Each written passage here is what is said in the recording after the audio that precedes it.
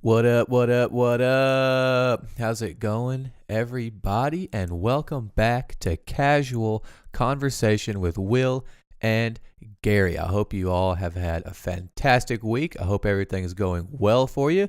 This, my friends, is episode number 14, and we have a good show for you this time. With us today was mine and Gary's good buddy, Paxton Scott. Me and Gary have known Paxton for a long time. We lived with him for 4 years. We were roommates. He's a super awesome guy. We talk about quite a few things. We talk about, what he's doing with his life, where he works at. We talk about the transportation industry in the United States. We also talk about sports, seeing as how we all love sports, and sports we played, sports we watched, just everything about it. So we got a super good episode. It was very entertaining. I loved it. Glad we could have him on. And I think you guys are going to really enjoy it. So, as always, thanks for stopping by, and I hope you guys enjoy the show.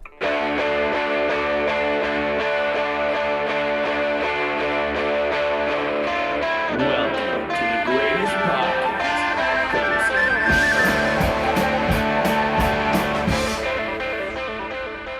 What's going on, everybody of the world? Welcome back to Casual Conversation with Will and Gary. What episode is this, Gary?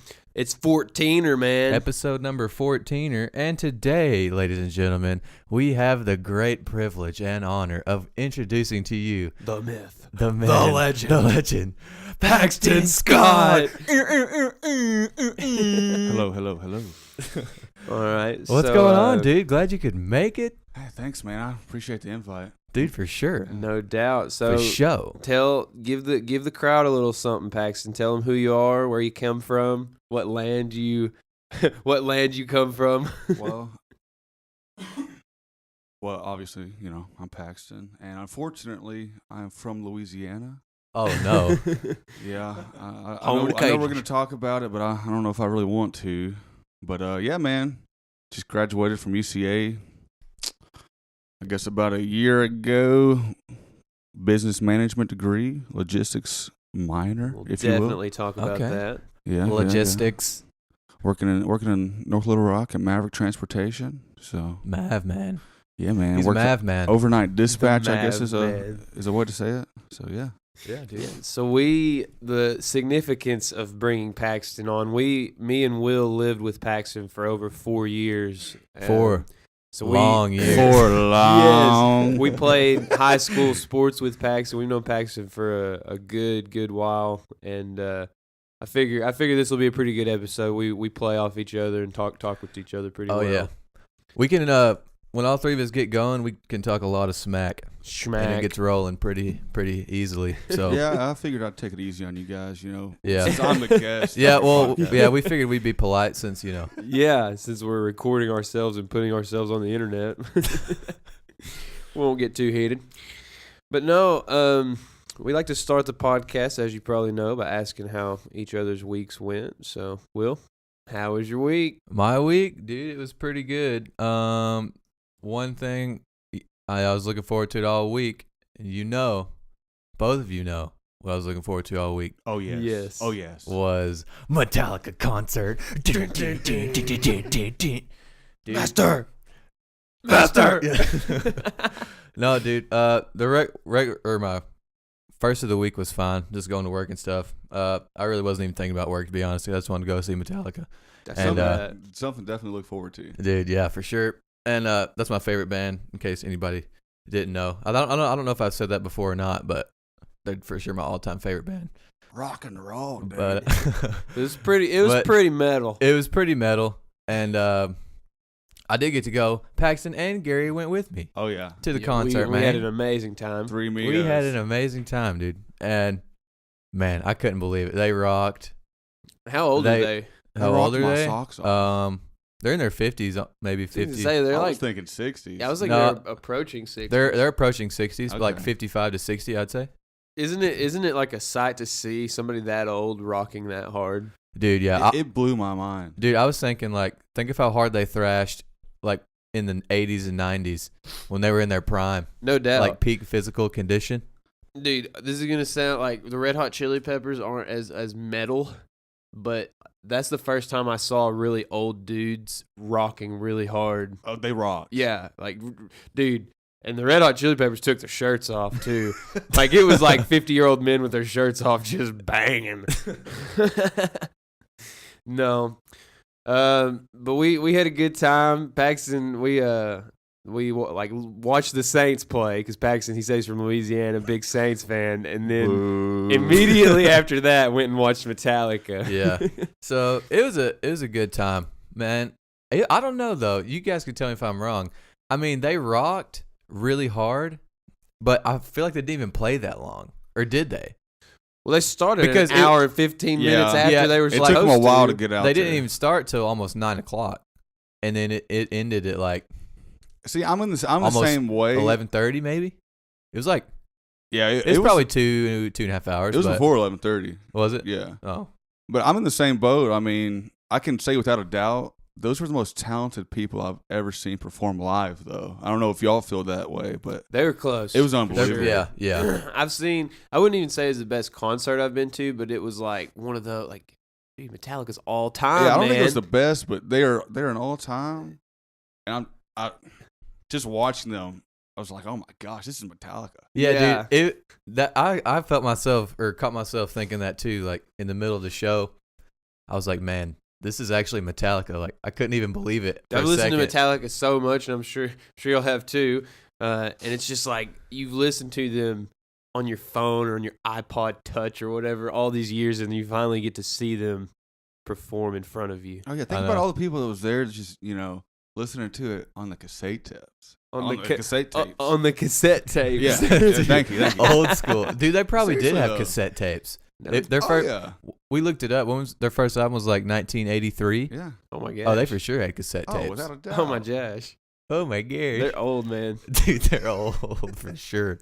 But I yeah, don't know about you guys, but I loved how the stage was set up.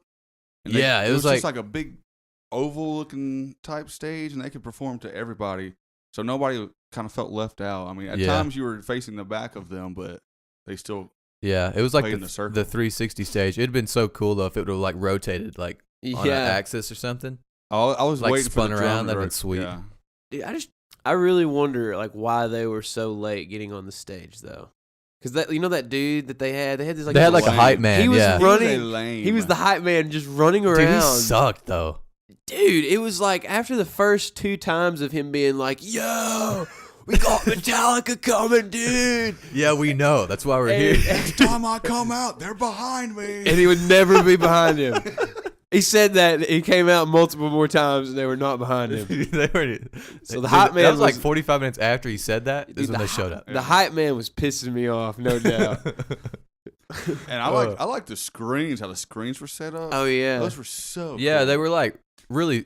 They weren't small, but they were smaller in comparison to like a jumbotron that I've normally seen at a concert. Yeah. But there was a ton of them. There was probably 20. and they were of like going down and up and like sideways, Yeah. and they had like all Yeah. these. It was really And they had cool. different like projections on there. Like one of the songs it was like an old timey TV or Yeah, old-timey yeah, desktop. I remember was that. So cool. Bro, the pyrotechnics when the fire went Dude, off. I didn't think they were gonna have flames, but I was glad. Dude, that we did not have the closest seats, and you could feel the heat off of that, and it was like 4 just massive pillars of flame. Yeah, with how the stage was set up, I was like, "There's no way there's gonna be flames." Yeah, And dude, I wonder how hot it was for them. the Like, drummer, man. especially, man, He's like right in the middle. Right in the middle. He's in the literally ring of fire. He's in the furnace, dude. But other than that, man, it was great. Only other thing, it was a great show. The only other thing I say is they didn't play an encore, man. They should have They played. didn't. They didn't Hey, even play an We were like encore. some of the last people there, though, like in the stands. Oh, they were putting up the stage, and we were still like, encore. Dude.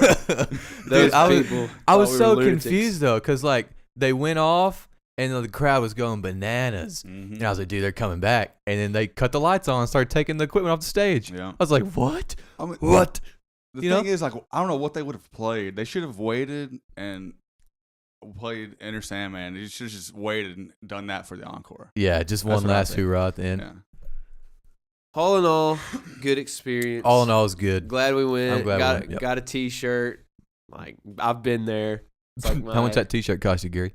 I don't want to talk about it. Hey, it was pretty sweet though. It was I don't wanna pretty talk sick, about though. it. Was it worth the Bro, I they don't know. rip you. Yeah. They rip you so hard on T-shirts, but I They're don't know, limited edition though. I've collected them. Limited. I've collected. I got one from Tom Petty, Red Hot Chili Peppers, Guns N' Roses. Guns N' Roses. I don't have one from Brad Paisley, but that's the first concert I ever went to. Dude, I get a Brad shirt, Brad. bro. No Paisley. doubt, dude. Brad slays. He I don't know does, about man. I don't know. Whatever you're talking about, Metallica. I don't know. Bro, In comparison, we're he just doesn't- Yeah, in talking. comparison. Bro, we're just For talking. country, yeah, he slays. Sure. Bro, he's Dude, Slayer I bet he slays. played the guitar really good though. Bro, you can't even he is a say good guitarist. that Brad Paisley slays. It doesn't even go together. Like, Yes, it No, does, dude. yeah, I don't Listen know to if him slays play it. guitar. I'm not saying he's not good at guitar, but he doesn't slay. When I think of slay, I'm thinking like yeah, I don't think we're slay. blowing the doors off. Oh my That's not the right gosh. adjective. You know, Okay. slayer. You know, that's kind of what it brings to mind. Yeah, I don't know. That's like hard rocking. All right, Metallica was awesome. Yeah. I want to talk rambled before about that we too before long. we ask about Paxton's week. I want to tell a story about how me and Paxton came to know each other and become friends because it wasn't always this way. We both No, we, it wasn't. we both went to Clinton high school. Go Jackets. Yeah, well, not high school. We went to Clinton like our whole lives basically. You went like kindergarten and everything. Yeah, I started in kindergarten. So we play. He was a year older than me. We played sports together when we got into like junior high football and junior high basketball. And we knew of each other, but playing basketball and football together was really our first like close interactions. And Paxton, well, I mean, I thought he was pretty stupid too, but Paxton thought I was like a stupid little kid. You probably were though. Oh, he No, was. dude, I was. I definitely was. And just to like give you something to exemplify what I mean. So this will further prove my point. No. You're stupid. Anyway, keep going. Keep going. so in junior high football, we were playing at Lone Oak. Oh, I will never forget. We were playing at Lone Oak, and I was an 8th grader. He was a 9th grader, and man, I didn't play a lot. I didn't get a lot of minutes. Wasn't the greatest football player. And one play, my coach, Coach Franny, grabs me by the collar and he says, "Hey, go out there." We were doing was punting the ball away. I was the Special teams operator. I was the running back. I was the safety. I was the punter and the punt returnist. So we were getting ready to punt the ball. Oh, okay. So y'all were Keep on going, offense. Gary. Okay, fixing yeah. to punt. We were Yeah, on yeah. offense, It was- fixing to punt the ball away. He's like, "Go in there and block for the punter." And I was like, "All right." I was hitting my helmet. I was like, "Oh, okay, coach. All right, coach. I'll go in. You got a player in me." And so I go out there. I had never done this in I practice. had no idea. And so I'm sitting there. For some reason, I take like this like basketball guarding stance, and the ball snaps back to Paxton. I start like backing up. I'm like, I'm gonna guard him, and I start backing up. I backed up so far that when Paxton kicked it, he kicked it off of my back. Right off the bat. And like it didn't even go past the line of scrimmage, and he like runs over to the side and gets it again and kicks it away. Oh, I tried to somehow salvage it. It was unsalvageable. I honestly thought it hit off his head. It may have hit off his back. But I just remember I was so mad. I was like, "What are you doing?" All you had to do was stand there. Nobody was rushing or anything. All you had to do was stand there, and he's backing it into me. Bro, it could I'll been, never forget that. Dude, if I'd have backed up just a little bit farther, man, it went right up my butt, man. It'd have been a way worse scenario. Glad it went off my back. But no, after that is when I was going from my 8th to 9th grade year in Paxton, his 9th to 10th, we both moved to Southside B Branch the same year. Yeah, I remember I was like, Garrett's moving? Because he wasn't Gary at that time. He was Garrett. Oh yeah. I was like, There's a Garrett's time moving when to Gary Southside was too? Garrett, long ago. Yeah, and Back in the ancient times. honestly, it was like a waterfall effect. Like after we moved, it seemed like everybody moved from Oh, yeah. Clinton. Like everybody just came over, Yeah. and it That took was off. probably. I think that's the first time I actually met you too, Paxton. I'd Yeah. seen you around like playing baseball and stuff like that, basketball, but I never met you before. That was probably the first time I met you too. Yeah, I bet he thought you were dumb too, Will. Yeah, he probably did. I thought he was dumb. Just kidding. Who is this dude moving to Southside? Yeah, and like me and Paxton, we ended up playing basketball together at Southside and baseball for a year. and we definitely gotten closer. But after we high had, school, we had great chemistry in high school Yeah, basketball. That's no, for sure. no doubt. But we really became good friends after I got out of high school, and him and Hunter were looking for a roommate. So wow, this is like a van full of illegal immigrants that's piling out. But we had a 3-bedroom apartment with me, Paxton, Yeah. Will, Zach, and Hunter. So Oh, we it had was two people. packed. We had 2 people sleeping on the couch. But man, we got the Dude, rent yeah. paid and the utilities paid. Dude, no doubt. Then we had that massive couch too. Yeah. Dude, you could sleep 3 people on the couch Mhm. easily, and they wouldn't even be touching Yeah, each bro, other. I've still got that couch. That couch is legendary, The dude. times, man. Dude, I slept on the couch TBT. for a whole. What was it like? How long did we live there? 6 months. Yeah, 6 months. I slept on the couch a whole 6 months. Yeah. Yeah, dude. Even when we, I didn't even have a room. Like I had my clothes in Gary's closet. Oh, I'd be man. getting ready for work and walk in there, and Gary's just sleeping away. Yeah, That was bro. kind of strange. Yeah, I bro. don't even remember. Where was Tough Zach's stuff times. at? I don't even know. I don't know. Because me and Hunter had a room. But Maybe kept him in the pantry. honestly, I have no idea. Dude, I don't know. Those were the times, though. Yeah, man. We started from the bottom. Now we're here. Yeah. Now we're out here sitting here on a podcast. Yeah, man. Dude, that's wild to think. That was a long Yes. time ago.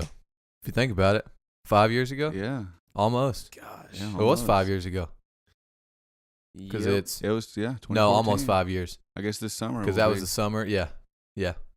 It was the college experience. Will's fixing to relive the college experience. Dude, I'm already living it, baby. How's I've already classes done. I've already going? done 2 homework assignments. Boy. Oh, you've already started. Yeah, Have fun with that. Dude. Where, through Morrilton? yeah. It's not bad. I only have 2 classes, and they're only Yeah. on Monday. What's your class? Oh, so you actually have to go. It's not online. Yeah, well, one's a hybrid. It's online, and then 1 day a week. And then the other one, it's oral communications and then accounting. Ooh, who teaches oral communications? Oh, you know who teaches oral What's communications? it? I can't remember his name. Mr. Herman. Mr. Herman. Gosh, he is. Ugh. If you, you'll have to take him because he's the only one that teaches it. But Dude, he's not gosh. bad. I've Dude. kind of, dude. Everybody used to say he was so bad. I don't think he's that bad, Why is he so bad? You won't Gary? change my mind. dude. Because like now I'm looking at it like a whole different perspective. Like he's not that bad. Yeah. He just- Will's been enlightened, and now Dude, he's, I'm not even He's- kidding, dude. I'm he's- not even kidding. Like we took him whenever He's we were wiser. 18, 19, and I didn't care about anything. Yeah. All I cared about was, doing whatever I wanted at the house, staying up all night, going wherever I wanted. Didn't care about homework or nothing. But golly, you're making me feel like I'm not grown up because that's what. you already graduated college. But no, dude, he's fine now. Oh, you'll have fun with accounting. I hope he listens to this podcast. I put down I had to fill out a sheet about myself. I told him he had a podcast, told him he should listen to it. So, Mr. Herman, if you ever listen to this, I just want you to know that I've grown up and that I love you. I'm just kidding. And Gary hates you. And Yeah, Gary I was hates gonna you. say, If you Mr. Herman, remember if that. you've made it this far, keep listening because I do not like you at all. I mean, you're probably a cool person, but as a professor, you tore me down. Yeah. Tore me down. Oh my god. But yeah, dude. So that one's only an hour and 15 minutes on Monday, and then the accounting one is 2 hours and 50 minutes on Monday. Man. That Accounting blows. suck, Yeah, that will suck. Yeah. Anyway. So we were talking a little bit about football and how I met Paxton and everything. Paxton was a pretty good athlete back in the day. I wanted him to talk about like some of the sports he played, some of the experiences, and how it bled over into his burning love for sports that he has nowadays. Yeah, man. I like to think I was a pretty good athlete. I don't know. I wasn't just college athlete material or anything, but I was all right. Yeah. Football was definitely my favorite whenever I played. Yeah. Like I said, I played. I didn't ever want to come off the field, and whenever I did, I just wanted to get right back on it. So is that still your favorite sport, football? To watch, that is? Oh, to watch by far. Yeah. Yeah, by far. I mean, I've been, since I was a little third grade, I was an LSU fan and a Saints fan. I'd sit in there. LSU was actually good back then. We didn't have Ed Ogeron as our coach. He's not bad. Yeah. When Ed Ogeron became the head coach of LSU, Paxton said he wouldn't watch another game until he got fired. and a couple weeks later, I started And he's watching. watched every game since then. Oh, yeah. Whenever we lost to Troy, oh, man. I forgot about that. Oh, That was man. brutal. Oh, that's brutal. Oh, so bad. So bad. Oh, But yeah, man, football is definitely my favorite. And then whenever I moved to Southside, obviously they didn't have football. Yeah. So Was that hard for basketball- you to not grasp, but well, you kind of knew that going in, but Was it hard to give away? was it hard to give it that? away like that? Just give it up? Kind of. Not really. I think I was talented enough where I could have went to play at a small college. Yeah. I don't know if it would have. I could definitely wouldn't have been to the NFL or anything. That's why it wasn't as hard to give up. But even if I did go on to play college athletics, it would have been just a small school. I don't even know if I could have done it on offense or defense. I could have been a punter. I was a pretty good punter. Yeah. I mean, ask Gary's back. You know. Yeah, bro. That's my back. It was He a solid He punch. still got the scar to this day, dude. No, it wasn't really that hard to give up. That made me an even bigger fan of football. And Okay. I feel like if I would have stayed, then I wouldn't have I wouldn't have the same love as I do now for the sport, just because I wasn't a big fan of the coach, and we had very talented teams, but it would have went anywhere because our coach wasn't that good. I wasn't a fan. But then basketball, and I loved basketball at Clinton, but whenever I moved to Southside, that's basically what I had. And, you know, I played tournament ball growing up, and whenever I moved to Southside, it just gave me that much bigger of a passion for it. So I put more work into it. It was like every day I was shooting or, you know, something and trying to improve my game. And yeah, I think it all worked out in the end. Baseball, I wasn't very good at it. So as a fan, like just experiencing those sports, that's like when you finish high school sports, and most people don't go on to play. There's only a handful that go on to even play college ball. Oh yeah.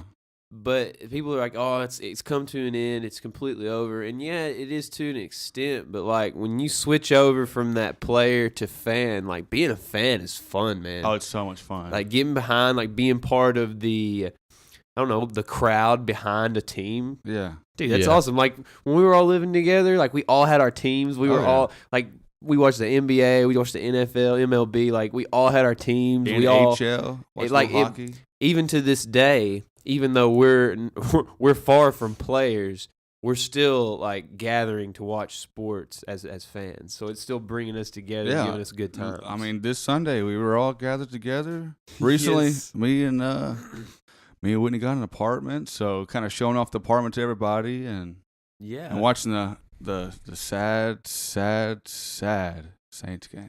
You want to talk a little bit about that, Dude, Paxton? yeah. Let's get it. man. We'll segue into this real Probably fast. Let's don't. talk about the Saints game, dude. No, I probably don't want to talk about First it. of all, I'm still stewing. it Still stewing. is I was thinking about this. For those of you who don't know, the Saints game came down to the wire, the very last of the fourth quarter in overtime. It went into overtime. It went into overtime. The Saints lost in a heartbreaker. But there's a controversial play at the end of the fourth quarter where a penalty should have been called, and it more than likely would have won the game for the Saints. You can't say that it would have 100%. Can't necessarily say, but 99.9% it probably would have won the game. It probably would have won the game. And even if it didn't, it still would have went into overtime. Yeah. And so that's why everybody was so mad, and especially since a trip to the Super Bowl is on the line. Oh, yeah. But I was thinking, like, you still can't put the whole game on one play. You know what I mean? See, like, I've tried to think about that myself because, you know, on Twitter and social media, we're like, oh, they had plenty of opportunity to win the game. And, yeah, they did have plenty of opportunity to win the game. They were up 13-0. They shouldn't have let them come back to even be in the game. I mean, if you're up 13-0 at home, you shouldn't let them come back. But with that being said, that play was so blatantly obvious. Had they made that call like everybody else would have, any other referee would have, then we wouldn't even be having this conversation. We'd be talking about the Super Bowl party that we're gonna have a couple of weeks. You know? Because I don't even know if I want to watch the Super Bowl. I'm still so upset. Oh my god! I'm sure I will, but at this point, yeah. Let's boycott the NFL. Dude. That's the thing. Like, I don't know. That's crazy to think about. It was such an obvious call, though. And it wasn't just like it was pass interference. It was pass interference. It was targeting. Yeah. It was unnecessary. Like it could have named so many penalties that it could have been. And Yeah. all of them would have resulted in a first down for us. And they will have only one timeout left. It would have been a minute left in the game. you'd have the ball right there on the goal line. It would have been close less to the than goal line. a 20-yard or definitely less than 30-yard field goal. Yeah, and I saw a stat earlier in the game. It said the Saints kicker was like 16 for 16 from field goals less than 40 yards that season. Oh yeah, he's a great kicker, and I mean, that's why. I mean, in my opinion, that lost the game. Yeah. Yep. It was It a lost the game? missed call, no doubt. That's what's so aggravating is like, yeah, the Saints lost it, but I don't really feel like they lost it. I feel like they were kind of cheated out of it. That's what's Yeah. so aggravating for And me. that was the championship or the NFC championship. Mm-hmm. So the officials officiating the game are supposed to be the best. Top notch. In the That's the whole top league. 2 officiating crew right there. Yeah, you have to. I'm pretty sure I heard this somewhere. You have to be like not voted in, but like well established as a referee before you even get invited Well, or I think get the they honor have- to participate in the championship games. I You know? think they have like referee stats, and they have like Oh, really? percentages on was this a good call? Did they miss these calls, et cetera, Yeah, et cetera. Like seriously, that was supposedly a top 2 officiating crew. I was talking to my stepdad about it the other day, and he said 2 or 3 of those referees were from Los Angeles, which I don't know if there's any bias necessarily that goes Come on. into that. No, dude. But I'm just saying, you should take every Illuminati. effort to take any bias out. I'm not one of those people that are like, oh, it's bought off, but something that's that obvious, it just makes me feel like those referees very well could have been paid off, or something was rigged. Dude, everybody else is saying it's paid off too because the Patriots won. Oh, They're just saying they're trying to. and we didn't get to watch that game because we were at Metallica. We were rocking too hard. Oh yeah, but there's a bunch of controversy in that game too. I don't know if y'all have seen I saw that. That's what I was saying. They're saying that that one was bought off too because they're just trying to get Tom Brady more wins. They called a roughing the passer on Tom Brady. They didn't even knock him down or hit him in the helmet. Like, they hit him on the arm and threw a roughing the passer penalty on it. That ended up leading into a touch. Like, that got them a touchdown. I don't know, man. Everything's a conspiracy. I have no words. I'm not one to believe that. I truly don't think that professional sports leagues are, but I really think the refs very well could have been bought off for the Saints. Obviously, I'm a heavy bias, so Yeah. it's a little different for me. just gonna be devil's advocate right now, but yeah, you totally sound like a conspirator fan that's like, oh yeah, this and this and this happened. Oh yeah, and it The could sound stars like that. perfectly aligned, and this happened. And you could say that, and that's why it's kind of hard for me to speak on because I am so biased. Yeah. But I don't know. Seriously, I've read so many articles. And, Yes. Bro, Yes, about how the deep, planets you're have deep aligned. down the to- rabbit hole. oh how yeah, how the world conspired to screw the Saints over. man. Obviously, we were watching the game. I'm not that big into social media, but I was reading an article that after they missed that penalty, Twitter just exploded. It was crazy. For good reason. For good reason. Yeah. It was a terrible missed call. It's like you hear missed call all the time, like, oh, you missed that call, he missed that call. That was a No. 100% how do you miss that call type of call. Yep, and I don't know. It's just unfortunate, but as they say, there's always next year. Big Daddy Drew Brees already announced he's coming back. He so, did? yeah. Okay. He's coming back, baby. Do you think he would have retired if they would have ended up winning the Super Bowl this year? No. Well, it's hard to say. I don't think so. I think he. Still got some in the tank? Oh yeah, I think he wants to break that touchdown record because that's about the only one that he has left. Yeah, that's true. I mean, he's broke them all. How far away is he from breaking it? I don't know the specific number, but within a couple of years, it's definitely attainable Okay. for sure. I think he'll play until he breaks that. Mm. And I mean, to me, I don't care what anybody says. There's an argument for greatest quarterback ever with Yeah. him. Yeah, and for sure. he's still building on that resume. Yeah. So Paxton's a Saints fan. They lost. I also want to talk about Paxton's kind of in a unique point in his life for most people's life. So he graduated school from UCA, graduated college, I guess I should say, from UCA the spring of 2018. So he hasn't been out of school even a year yet, and he's still. I mean, he's settled in, but I've been with Maverick for over 8 months now. Yeah, he's made that transition to the work world, and I want you to kind of talk about that experience and maybe shed some light on some people that are going into school, people that are fixing to graduate school, like what to expect, what to do and not to do. Yeah, it's definitely different for every single person, just because grad school was not for me. First off, I wanted to be done with the bachelor's degree as quick as possible. I was ready to get out of it. I was done with it. The master's and everything, no, that was just not happening. My GPA wasn't there. I didn't want it to be there. It just wasn't happening. So the next step, obviously, is to try to go out and get a career, try to find a job that you can make into a career. And the thing that helped me out the most was befriending, I guess is a word, professors that you can use as tools that can help you connect with people and network. And one of the most important things that helped me was the career fair, because colleges set it up all the time. Such a great tool. Yeah, I was going to ask you how you actually even heard about the job at Maverick, or Maverick in general as a company. Was it at a career fair? Well, different classes that I had taken, people like employees from Maverick came and spoke to our class. Oh, okay, yeah. So there was multiple class sessions where their safety department or somebody from their company was coming to speak to us, and there was several large companies with great reputations coming to speak to our class. And it's just something I took advantage of. And if they were handing out business cards or pamphlets or anything like that, I mean, you got to take advantage of that. You don't let opportunities like that go to waste. And how I actually got the job, one of my professors, he's probably my favorite professor ever.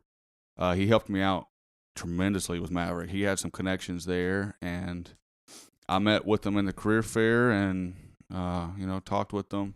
But they definitely weren't my first option. Yeah. JB Hunt and some other companies I was looking ahead of Maverick, but everything just worked out with Maverick, and my professor helped me out a lot. And in a way, he kind of helped me get an interview, and obviously, I kind of sealed the deal, but he helped me get to that point. Yeah.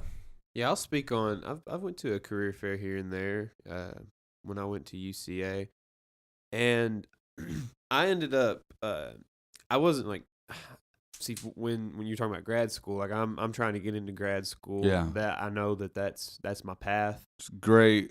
I don't think there's necessarily a bad choice. Yeah, what Marcus said that one time, like, you don't make the right choices, you make your choices right. Like, so whatever you're doing, you got to do it and own it. I loved how he put that. I've never heard it worded like that. Yeah. Yeah.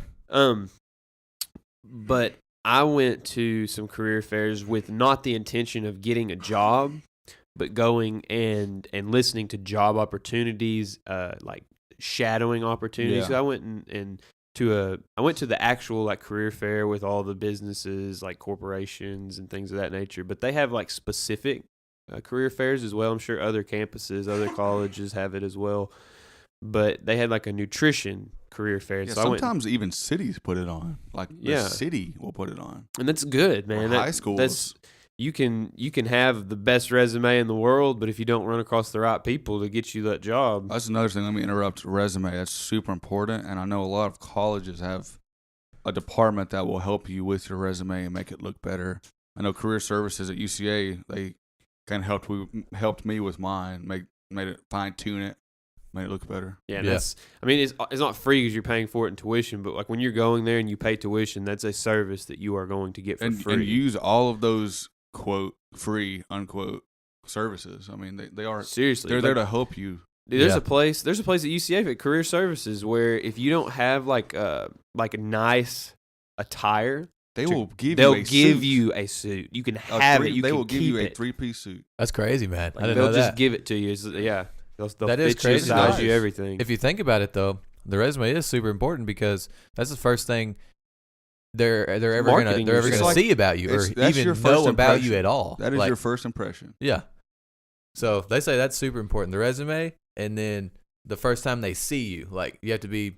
I'm not saying you have to be spit shined up, wearing a 3-piece suit, dapper No. as ever. But I mean, you need to go in with a well-devised plan and be, precise with what you're going to say to him. Because show them that you put some thought behind And it. you Yeah. need to at least be presentable. yeah, for sure. Especially when they, who was it? I think it might have been your dad told us this story, Gary, when he first we did an interview with UPS. Yes, this is my dad. He was dressed up. He dressed up in a suit and tie, like slacks, the whole nine. And I don't even know what he was doing. It was something that He was going to work at 3 a.m. preload, loading trucks. Yeah, up loading in trucks. in a dirty facility. yeah. So it definitely didn't require him to have that attire on in the interview, but he did, and he said, "I made a good impression on it." Yeah, So. and it does. You show people that you want that job, man. You'll do what it takes. Yeah, for dressing sure. up if that's that's something that people like. Yeah. But anyways, back to the nutrition career fair. I met several like dietitians and people that worked in that field, and I went and job shadowed them. So even if you know like that you're probably going to take your education a little further and you're not going to be in your career for a little bit longer, go to career fairs. Like it'll open your eyes to opportunities, to people. You'll meet some interesting people. Just utilize the tools that they have for you there. And that's just networking opportunity that you don't want to pass up. Exactly. Yeah. I've talked about it on the podcast. There have been several dietitians. Like I went to Blue Cross Blue Shield the other day. I went and shadowed the dietitian at Conway Regional that does all the tube feedings. I went and sat in with the diabetes educators. Like go and experience things. Get yourself out there. Yeah. It's crazy to think about too is that there's so many companies out there that you've never heard of that you can get a job and make a career with, especially in today's time with the internet and the online stuff. There's just so many oddball companies that you might have never heard of that you can make a career out of. It's crazy to think about how many. Go look at the Fortune 500 company list and tell me how many of those companies you recognize. Yeah, no kidding. Like that's just crazy to think about. That It there's is. so many, but that's the world we live in. So I've heard that term, the Fortune 500, and I know that it entails like a prestigious company. Mm-hmm. But what does that mean for the Fortune 500 company? I think Fortune 500 is the most profitable. So like the Like 500 they are most profitable the companies. best of the best. Okay, And that's it's awesome. It doesn't matter what industry it is. It's the best of the best companies. Based on profit. I think it's based on profit. Yes. Okay. Yeah, here we go. Fortune 500, an annual list of the 500 most profitable U.S. industrial corporations. Yeah. Well, you nailed that one. Spot on, baby. Yeah. Oh man. Paxton's a businessman. Yeah, he's a businessman. He's supply chain management with Yeah, man. an emphasis in Logistics. Yeah, logistics. logistics. That's it. Okay. I think that's the easiest way to word yeah. it. Well, tell us a little bit about your job, man. Tell us a little about what you do specifically at Maverick. It is very general. It's kind of hard to explain. I work in the evening time. So whenever everybody else is going home, every department's going home, all the bosses, everybody, that's whenever I'm getting there. So everybody leaves at 4 or 5 o'clock. I'm getting there at 4 o'clock, and I'm staying there, till midnight or later. And I work after hours, and my term is extended logistics representative. So the logistics part of it is more focused in our temperature control division. So you see the big reefer trailers.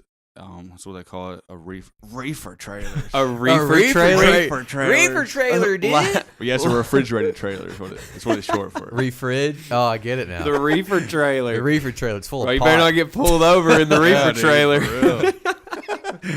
But I've totally lost my train of thought there. But that's what I'm more focused in is, we're hauling fresh chicken, frozen food, fresh vegetables, et cetera, et cetera. Okay, et cetera. so- That's what I'm more focused on is that division. Yeah. So Maverick itself is just the trucks, and you guys haul trailers and loads and stuff for all kind of different companies and whatnot. Is that correct? Yeah, or no? yeah. That's a simple way to put it. I would say it's more than just that. Okay. I mean, we got close to 2,000. Oh, so like drivers. y'all have your own trailers too? Yes, those are our trailers. Okay, so like say so wherever we go, they're loading our trailers. yeah, so say you guys use your own equipment, your own trucks and trailers, and then somebody would pay you guys to haul their we're not their goods. Our drivers don't touch any of the freight. Like we're providing the truck and the trailer, and they are loading our trailer, and our driver is just driving. Okay, And wherever they go to, you. they're unloading that product. Yeah. Yeah, so you're just distributing. You're not actually producing anything. You're not producing anything. You're providing a service of distribution, basically. Yeah, we are strictly a transportation. Tell them what Maverick is most known for in transportation. We're one of the most profitable glass haulers in the nation. Like I'm talking Glass haulers, like baby. glass, like big skyscraper glass. Yeah. Like, man, those loads, it's unbelievable how much money of glass is on the back of those trailers. Dude, do you know, like, I don't even know if you could say this or not. Like, say you had a huge trailer full of glass, how much profit would you make off of hauling that, like, across the country or something? Well, it depends, and this is actually something too. Our glass, they don't just haul in the country; they go into Canada as well. Oh, So they're also crossing country lines to haul this glass. The border. Yeah. But I'm talking. Some of those loads are. I don't know the exact numbers. Obviously, I'm not really in the sales and stuff, but some of those loads are 100,000 plus.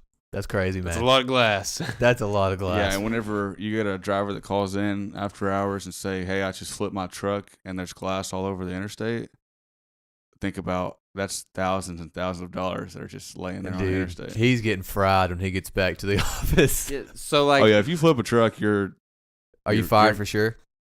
I guess it depends on the situation, but yes, vast majority you're done. you're done. Yeah. Dude, or never mind. Go ahead, Gary. Maverick Figure this prioritizes out. safety over anything. Yeah. Well, like, so you were saying like a driver calls in, and you know they flipped a truck or whatever. So like you are on the receiving end of like your driver's problems, basically. Yeah. So with me working after hours, this is more about what I'm doing on a daily basis. We're in a guard shack. So we're working in a shack with dual monitors right here in front of us and a phone. And that phone is ringing from the time I get there to the time I leave. Obviously, there's slow days and there's a lot busier days. But for the most part, like, I'm taking hundreds of calls in a night. And it could be something as simple as, "Hey, what time am I supposed to be there?" To, something like, "Hey, I just flipped my truck." Dude, Man, Like, so we had a driver this Saturday call in, and I don't know. I'm sure y'all know about all the snowstorms been happening. And he hit some black ice, and South Park episode, is that what you're thinking about? He hit some black ice, and he was one of our TCD haulers, and he had a load of fresh chicken in the back of his trailer. Temperature control division for And those of he y'all that don't flipped know. his truck, and the chicken went somehow. I don't know how, but somehow it went up outside of the trailer, like out of the top. It went out of the top of the trailer, and there was chicken laying all over the road.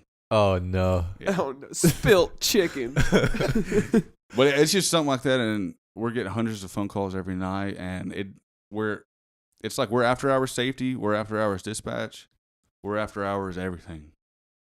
So let me ask. We've talked a little bit about in past episodes, the lack of specifically sleep, but then we kind of went into specifically like truck drivers and the lack of sleep, and you were talking about how Maverick their number one concern is safety. Yeah. And then even on top of that, like you're working the after hours. What'd you say your title was again? Extended logistics representative is the Okay. title, but we're extended services is what we are. Yeah. And so I don't know if you have received any calls or anything, but like about like sleep or like having to cut it off, but like what does Maverick do to take steps to get drivers not to go over their time or go and like sleep deprive themselves basically to get money? Because I know that's kind of a stigma in the trucking industry. Well, I can't speak for other trucking companies, but ours specifically, if a driver calls in and he's tired, like we're telling him immediately shut down your truck. Get somewhere that's safe and legal to park. Shut down, get some rest. You know, if you're still tired in the morning, get some more rest. Let us know whenever you're safe to drive, and because that's the most important. I mean, you're not going to tell a driver to go out there and drive sleepy. It's just it's not going to happen. And I know I've heard you guys talk about it on some past episodes. It's like a federal law. The driver's hours that they have and are allowed to work, that's a federal law. So it's nothing that on Maverick, like there's federal laws on how many hours in a day a driver can work, how many hours a day a driver can drive, and how many hours a day he can work like a week. So they have an 8-hour clock, and they have 8 hours. Anytime in those 8 hours, they need to take a 30-minute break. So a lot of times that's their lunch break. In a sense. And they have 11-hour clock, and they can't drive over 11 hours in a day. And they have a 14-hour clock, and you can't work over 14 hours in a day. And then they have a 70-hour clock, and that's your weekly clock. There's a bunch of different rules that go into that. I would have to sit down and show you guys like on paper and online. Yeah. To go so more they're having deep to, into it. They have to manage their clock. Yeah, I was going to say that is an element I wouldn't have thought about as a truck driver. Like, you got to make sure that you're not going over your hours. Yeah. If it's a federal law. Is it a serious, and like what would happen if they do go over their hours and they get found out about it? Like, is it like a serious highway police somebody pulls them over? Is it like a super serious infraction? Do they get a fine, or do they get? It depends on the situation, because we have drivers every day I work. There's people that go over their hours, and I could sit here and talk about transportation all day, but there's such a shortage in driver parking across this nation that sometimes there's just nowhere to park safely and legally. So all the time we have drivers call like, "Hey, there's nowhere to park," or "I just picked up this load," or "I just delivered this load. There's nowhere to park here.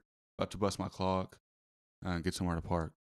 So there's situations, but if it's one of those things that there's plenty of room to park, they're just purposely driving over their clock, they can get a fine and get a ticket.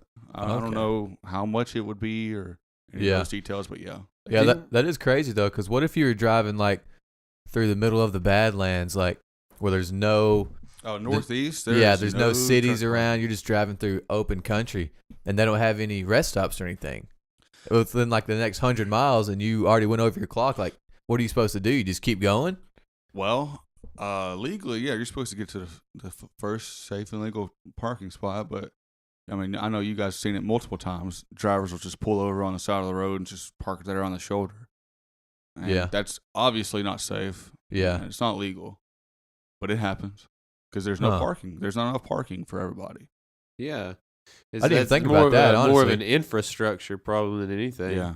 And there's multiple states, and every day in D.C. there's people pushing for more truck parking. And I know right there where I work is at the Galloway exit. Mm-hmm. There's a Love's that's just opened up, and they added a lot more truck parking. So like there's companies out there, there's people out there that are pushing for more of it, but it's a major problem. And every year, I think it's the United States Department of Trucking or whatever it is, in Arkansas, they come out with a list of the 10 most important issues, and every year driver shortage is number one, and driver parking is right there behind it. Yeah, I was about to say, I saw it might have been on the news where it was saying in the United States now there are less truck drivers than ever before, and the demand for truck drivers is higher than ever due to the fact of online shopping. Well, not necessarily online shopping, but just things being able to be bought online and transactions being made online, not in person. That you need, more drivers and more transportation vehicles to fill those places. And dude, tell me if I'm wrong about this. I didn't know that you had to be 21 to be a semi-truck driver. Yeah, Is that true? Yeah, that is true. Well, kind or of. get That's kind of or true. to get a CDL That's partly true. license, you have to be 21. I know in Arkansas, I don't know about other states, but in Okay. Arkansas, if you're 18 or above, you can drive inside of the state of Arkansas, but you can't drive outside of the state lines. Oh, okay. I got you. And if you're over 21, you can drive anywhere in the country. That's crazy to me, though. But think about that logically, though, because this is a thing that the Shed industry. some wisdom on us. This is the thing that the industry is trying to say. Hey, there's such a driver shortage. Just drop the age a couple years, and that's a lot more drivers right there. But think about this: how many products are you shipping inside of the state of Arkansas? Like, you're not. There's hardly ever a time that you're just going to ship. Yeah, not from that many. one city to Arkansas and to another city in Arkansas. So like that's the stupidest. It's the stupidest law. Yeah, and my dad actually has his CDL license, and it's like a super extensive process just to get one. Like it's tough. The tests are super hard. You have to do like a vehicle inspection test where you have to tell all the safety features of the whole vehicle. And I think at any time, he can get randomly pulled for a drug test. Yeah, and the what was it? Oh, the driving part is super hard too because you actually have to have like borrow a truck and back a trailer into a certain area. Mm-hmm. So my thing is, it doesn't matter if you're 18, 19, 20, or 21. If you have the skills and knowledge to pass the extensive test that'll test your skill and capability, then you should be able to, get your CDL license and drive anywhere you want. Because if you can pass the test and it's a good test, very strict, very, regulated on what's on it, then I think you should be able to drive anywhere. No, it's just like anything else. I agree, and there's, like I said, there's people that are lobbying every day to try to get that law changed. Yeah, that's crazy. That is the point you made, Will, about how there's such a demand for online shopping, which means there's more and more like shipping through trucks, but then we don't have as many drivers. So I bet by just ration, more money is being given to truck drivers. I figure they make pretty good money to drive. Oh, a lot of drivers are making double what I make. That's crazy, like, man. And I figure well over double. I figure it's just like anything else too. If you stay at a company or a transportation company, whatever, for an extended period of time, the longer or more longevity you have there, the more you'll get paid. Yeah, I mean, we have several drivers that make over $100,000 a year. Yeah. Now they're working their ass off to get to that point. Yeah.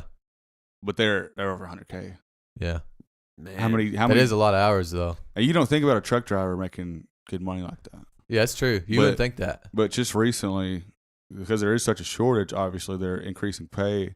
And with the electronic logging device, it's an EDL, they call it, that has been legalized across the nation now. And that's going to make a fair market more for everybody, where everybody's getting more money. Because used to, just a couple, So explain not this too long log. ago, Explain what drivers this had to log keep is. their logs on paper. Mhm. So their hours and stuff, they kept it on paper. So they could easily manipulate it. So they could easily manipulate it, and drivers sit there, take some meth, and drive all day. But now you can't do that. Seriously, though. Yeah, no Oh, doubt. Because when some they're of cracked out on meth, they don't know how to work the computer. That's a stigma, man. Dude, Truck back in the drivers day, get on meth. they're rolling. I got a Peterbilt coming down. Jake brake. That's a Mack truck, baby. No, but for real, you can easily manipulate that, and that's why one of the reasons the electronic logging device, the EDL, it's an awesome tool, and it will make the market of transportation fair for everybody. Because with the paper logging, a lot smaller companies, and dude, there's so much stuff we could talk about. It's so easy to start up a small company, just one or two trucks. It's super simple. All you gotta do is buy a truck. Yeah. Or a trailer. You can haul anything. Yeah. Just got to get a hold of a broker, or you could be your own broker and call up companies like, hey, you need anybody to haul your freight today? Here's my prices. Well, if they're keeping it on paper logs, they can lowball their prices. Say, hey, I'm gonna get this up to, I'm gonna get this 500-mile load there in half the time anybody else can, because I'm gonna drive illegally and manipulate my logs. So they're, in a sense, hauling it's impossible legally to do What they're saying they do?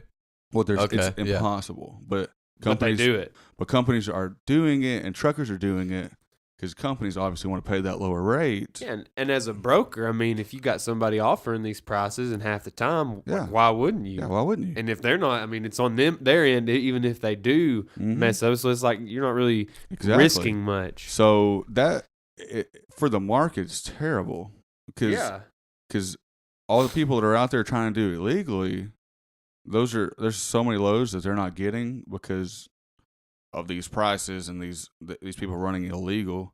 But with the electronic logging device, it kind of brings a balance to the industry. Yeah. And in a sense, it works for everybody, and everybody makes more money because of it. And people with smaller companies and with just fewer trucks, they don't understand this because they're like, oh, these people are trying to take our business away. They're trying to bring the government in here and just ruin my business. Well, that's not the case. They want to make sure everything's safe and legal. And in the end, you're going to get more money because of this. Because everybody nationwide will be doing the same thing, and they're all running legally. And it brings a balance to the prices. Yeah, it makes it a lot more accurate. I mean, just think about it logically. You know? Harder to manipulate, a lot more accurate with logging. Yeah. And it's just like anything. It.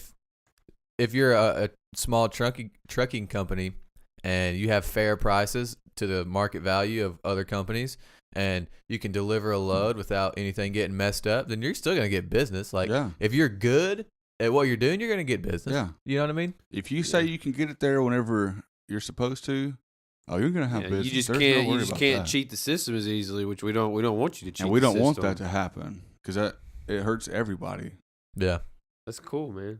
That's really cool. Dude, seriously, we could talk about stuff like this all day. The thing is, nobody thinks about trucking like that. Nobody thinks that all this time and effort goes into it. You know what I mean? Just in that. You know what I'm saying, Gary? Like, well, I'll use me and Gary as an example. Just the average Joe doesn't know much about it. I mean, you can fall into the trap of just saying, oh, they're just truck drivers. They're just driving down the road, just doing their thing, not even think about what goes into the load or into the... Think about all of the things that would be harder to do if we didn't have a trucking industry like we do. Yeah. Dude, none of the stores would have any stock. Like, every time I go to Walmart, I see a truck backed in unloading stuff. Yeah. You know what I mean? You would never have any groceries. But you see that, and you see it so often, it just kind of goes... It's just commonality. Yeah, and it's very, very important that we have distribution like that. Yeah. Okay, in 2015, you guys know what the nation's GDP is, right? Gross domestic product. It's basically how much money that we are spending or bringing in as like a country. Okay, so like everything. It's like everything. Okay. It's GDP. In 2015, transportation, like the transportation industry, was almost 8% of the nation's GDP, and that equates to almost $2 trillion. Oh my gosh. Yeah.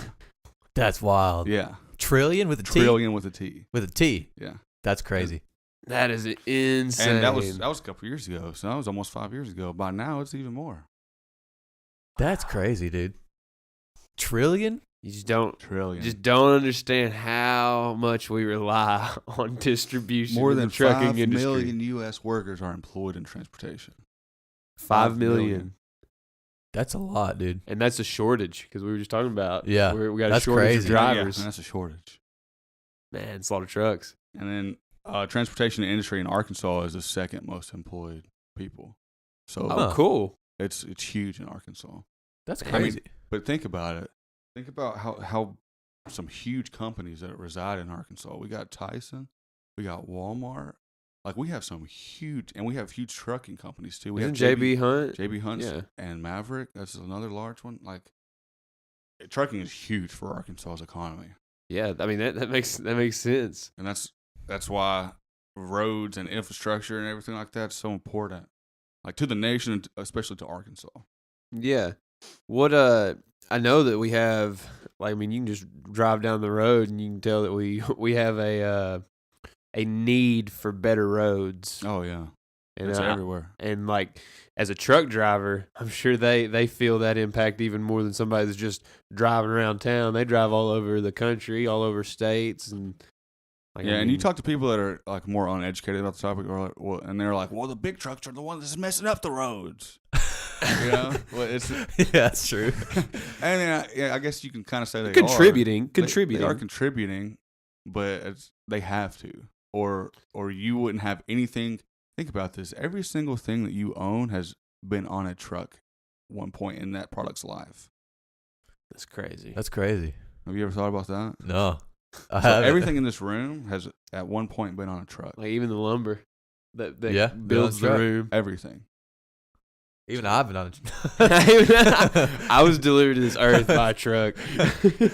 I was a born on a truck. 1969 Peterbilt big old Eagle. Dude, I'd say this. So my uncle, he actually works for his dad. They have a trucking company in B Ranch. Parrish and Sons Trucking. Oh, yeah. And dude, he How has many trucks they got, you know? Not that many, like 2 or 3 probably. And they might have had more back in the day. I don't think they have that many now. But dude, he has the sickest truck ever. I didn't know it was this old. It's like a 1960s model, Peterbilt, and that Peterbilt is like just the coolest truck to me. I don't know if there's cooler ones than that, but it's just bright yellow, like the brightest yellow you've ever seen. It's got a big old hood ornament. It's like a big angel on the front of it. The wings are huge. The top is really short. It's not chopped off, but it's pretty short. Sleeper cab. It's long, huge chrome wheels with like these little spikes coming out of it. He pimped out his cabin. Yeah, dude, it's a sweet sleeper cabin. And the smokestacks are huge, like twice as tall as the cab with chrome. They're like as big around as my leg. Sweet. Dude, it is the coolest truck I've ever seen. It's got a train horn on it. Dude, it's the coolest truck. Yeah, that's what I think of whenever I think of trucking. Like they have super elegant and sleek trucks now, but that one's super old and it's just the coolest one you know ever. how much those trucks cost? It's unbelievable. Yeah, I can only imagine. But anyways, that's pretty cool. Give you a little bit of a window into what Paxton does, and I know I am not. I said this last podcast, but I'm illiterate when it comes to business, when it comes to supply chain management, things like that. I'm more educated in the sciences. And living with Paxton through his college experience, having him, shed these little nuggets of wisdom here and there, it definitely opened my eyes and made me appreciate the trucking industry and to realize the importance of the infrastructure of America. So that's one of the reasons I wanted to bring him on, and there's multiple reasons, but one of the reasons I wanted to give y'all a window into that realm of importance, if you will. Yeah, that's the whole point of the podcast, man, is to help people and ourselves see things from a different perspective than what we would usually. Yeah. You know what I mean? Yeah, it's like I've never would have thought about trucking in that way before, or transportation in general, and anybody wouldn't unless you had somebody that was knowledgeable about it to tell you. So yeah, or you had maybe a family member that did it, or man, there's so many stats I could just roll off that, which is crazy. What? I mean, you talk about that, but I mean, my dad's a UPS man. I didn't know all that stuff. You know what I mean? Like I grew up, and he was, which he stays within a lot smaller area. It's a different kind, but it's it's just as important as anything else. Exactly. If you don't have a UPS man, you don't get Amazon packages most of the time. You know what I'm saying? Yeah. Yeah, that's true. That's true. And like I said, there's so many different variations, and transportation as a whole is an industry. I mean, we're talking about trucks, but there's planes, there's trains, there's pipe, there's boats. We're scratching the surface of distribution. I mean, you talking about that. You said 8% of the GDP was trucking, and that's I think that was transportation. Okay, that was transportation. Okay. I was fixing to say, I was like, dude, what else are we missing? Let me check that, but I'm pretty sure that's as a whole. Okay. Wow. Still though, that's still crazy, man. That's almost 10% of GDP. Yeah, that's a lot. That's logistics as a whole. Okay, cool. No, but yeah, man. Kind of before we wrap this up, kind of want to talk about my weekend. Yeah, for Dude, sure. let's hear about your I week. kind of had a big weekend. Well, let's hear it. So let me think here. So Saturday, it's a pretty big day, I would say. Yeah. Yeah. Yeah. It's normally I work 12-hour shift on Saturday. I normally work. Oh, this sucks. I get off at 12 on Friday. I gotta wake back up and be back in Little Rock by 8 o'clock. Yeah, that does suck. That sucks. Normally I'm there for 12 hours, which, oh man, it even sucks even worse. Yeah. The longest shift of the week. But I worked a half day that day, ran a couple errands, and like I mentioned earlier in the podcast, me and Whitney, my girlfriend, recently moved into our apartment literally a week ago. So this whole week we've been getting stuff moved in and kind of getting settled, and oh man, it's been a week for sure. But like I said, ran a couple errands, went home, set the apartment up. You know, got the candlelit table all set up, got the decorations up, cleaned my face up, trimmed the big old beard. And it surprised Whitney. I had her friend and her sister take her out shopping, and went and got her nails done and everything. So she walked in, and I was there in the apartment cooking a nice fancy dinner, lamb chops. Ooh. Lamb chop. Some roasted asparagus, some little baby potatoes. Oh man, it was good. But yeah, surprised her, and then ate dinner. Ended up asking her to marry me after. Oh, That's man. awesome, dude. Yeah, man. That's crazy, dude. It was wild. It was crazy. Dude, do you still, has it even, well, I know it sank in, but you obviously knew what you were doing. Yeah, I've known for a lot. For her, Yeah. she's like, she's like, wait, I still have this ring on my finger. Yeah. You know, I've known for a while. So yeah, it's sank in more for me, but it's still like, well, man, this is crazy. You know, Dude, it's crazy, though, to think about that. The thing is, though, when you know, oh yeah, for sure. I know that's cliche to it say. is very cliche, but it's the truth. It is so true, It's though. cliche because it's true. Yeah. Because people say it so often because it's true. Yeah. Yeah. And especially at a time now in the United States where the divorce rate's like over 50%. To You know, me, they say millennials are actually like not getting divorced, like at all compared to the other generation. But anyway, keep going. yeah, well, Throw that in there. yeah, but it's like that's not a reason to want to stay married, but it's motivation. It's like you want to defy the odds, you know? It's like you love this person so much. You don't want to get divorced, you know? You want to be a statistic on the better side, you know what I mean? Definitely. It's kind of strange to think that way, but Yeah, you know, it is. How long were you with Courtney before you asked her to marry you? like dating or Like just dating her? Yeah, how long were we all together? dude, well, we weren't actually dating, but like 8th grade. So Man, we couldn't really go on dates because I couldn't drive. We started going on dates and I could drive, so that was like 10th grade. Man, that's like I mean, it's been well over 10 years. 10 years. No, 9, 10 years. Okay, so right around 10 years. Wow. Yeah. So yeah, I mean, you put in a lot of work. There was a lot of time for you to let all of it sink in, and by the time it came around, man, you knew. Yeah. How long have you and Whitney been together, Paxton? It was a little over 2 months. No, or 2 2 years. months. 2 years. Just 2 months. Yeah, bro. Yeah, 2 bro. years, excuse me. Sorry, Whitney. And yes, Whitney, 2 months. I only know you 2 months. Hey, when you know, you know. You know, man. No, but you've put in the time. You knew before that though, too. And didn't yeah, you? and and you dated her before, like so. Yeah. Y'all, yeah, you've put in the time, man. When you know, you know, and it's man, whew, it's mind blowing for me. I'll give you talking about giving people different perspectives. I'll give you a perspective. So Will's over here already married. He's been married. He's settled in. Paxton is engaged. I don't have a girlfriend, so it's like There's I've nothing wrong with seen that, though. no, definitely No, no. I I don't really want one right now. But the it's wild because like I was with y'all and like we were. I mean y'all still you had a girlfriend with Courtney and you had girlfriends through our college Yeah. experience, but it's just wild seeing like two of these guys that I lived with, and like now Paxton's gonna be married here for too long. Yeah. Like that's just so It is wild. man. Dude, it's crazy to think about the time that has elapsed Yeah. in such a short. Well, It seems so It's such a short. short time. It seems like it's elapsed so fast, but really it's been like 4 or 5 years. You know what I mean? That's wild to me. Yeah. Time I mean, it is- doesn't seem like it, but we've been together for over 2 years. Yeah. it doesn't doesn't. seem It like that honestly at doesn't all. seem like that. Yeah. Because I remember when you and Whitney started dating. Do you remember that, Gary? Yeah. When we were all living together? Oh yeah. It doesn't seem like that was 2 years ago. That's crazy. No, not at all.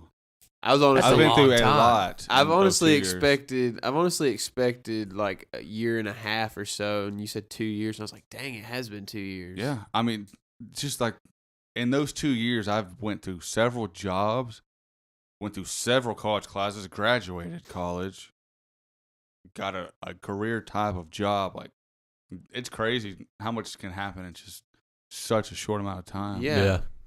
Well, I'll go ahead and say this since we're on this. And I said when me and Will started the podcast, I think it was like the first episode, we talked about Will's marriage and all that, and what I thought about Courtney and everything. And I've known Courtney for a long time, but the past when did Whitney move in? I mean, it's been It's like April, May. so it's been 7-8 months her living at the house, something like that. So Whitney, Ballpark. Whitney moved in with Paxton, and I've lived with Paxton. So for the past 7 or 8 months, I've gotten the opportunity to know Whitney a little bit better. And from my perspective, y'all are happy. She's an amazing woman. Oh, so yeah, great day. I'm glad that y'all are ending up together. I'm glad that y'all are all making it work. And Thanks, man. I want to keep on. I mean, I know you're not living with me anymore, but definitely want to keep on making time. You know. Oh yeah, you know that ain't changing. So Like seriously, we just got settled in, and we want to invite everybody over. And this is just like, man, it's perfect time to do a podcast right after all this. I had is a huge taken- weekend. I got proposed, then I watched the Saints lose, It'd been- and watched Metallica. Dude, it would have been just so killer though if they would have won. And it should That would have been That's like, what pisses me off. It should have. Like, come on. yeah. But yeah, we're having an engagement party on this Sunday, so you guys will be getting an invitation shortly after this podcast. Yeah. Dude, it's Awesome, crazy awesome. though. When I know it's right after, you probably don't know, but do you guys know when you're gonna get married or what? A general idea? Yeah, Everybody always asks we're that question. honestly talking like June, maybe. We're thinking either June or October, but I think everybody wants it to happen in June. I think Whitney wants it to happen in June, so June. it's probably gonna happen 1st of June. You're gonna have like which y'all may not know yet and haven't talked about it, but y'all want like a church wedding, like a We're talking about venue, like yeah, we're talking about like a destination, like going somewhere dude, that's to a awesome. beach or something. That'd be killer though. Yeah, we still got a lot of details to work out, and we got time. Oh yeah. Yeah. No need to rush.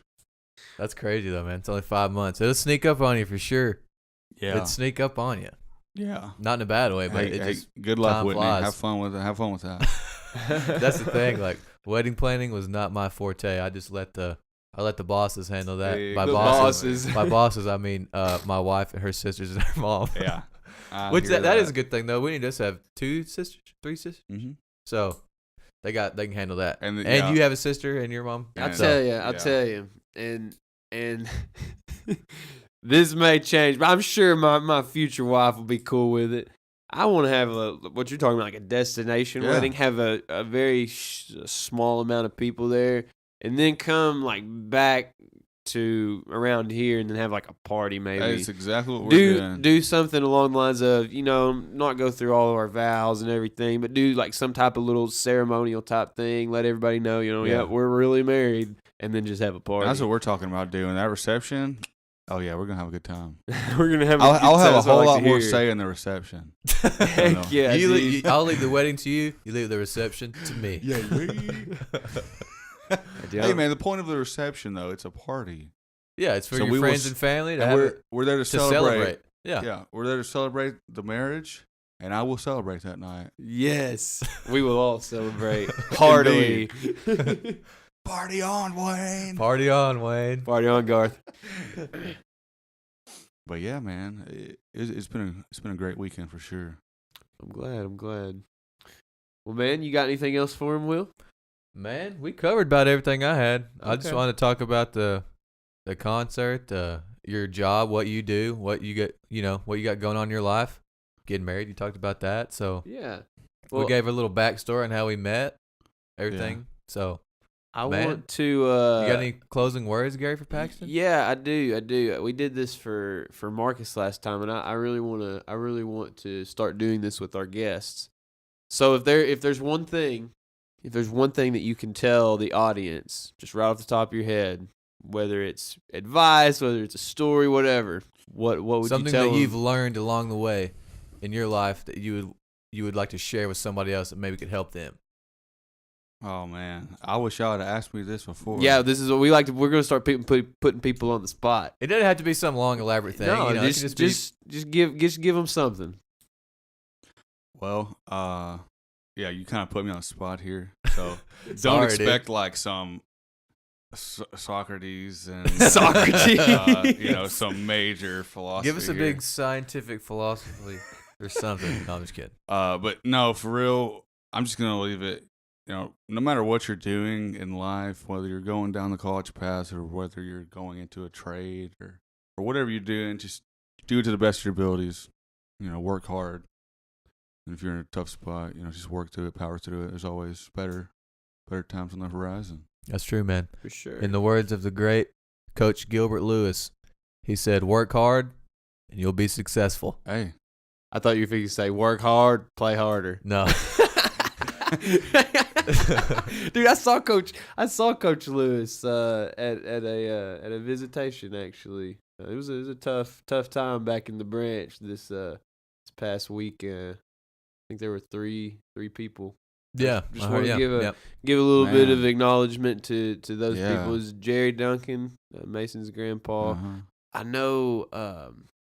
I didn't know them, but it was Holland. That's all I know. Yeah. Holland also died, and then Jesselyn Williams, Yep. which Yeah, it's we went tough. to school. I mean, she was a little bit younger than us. Yeah. She's probably. That just blows my mind, man. Life is fragile. It is. But definitely enjoy your experience and take the moments in while you have them. Yeah, It's true, man. Don't take things for granted. Enjoy the life that you have.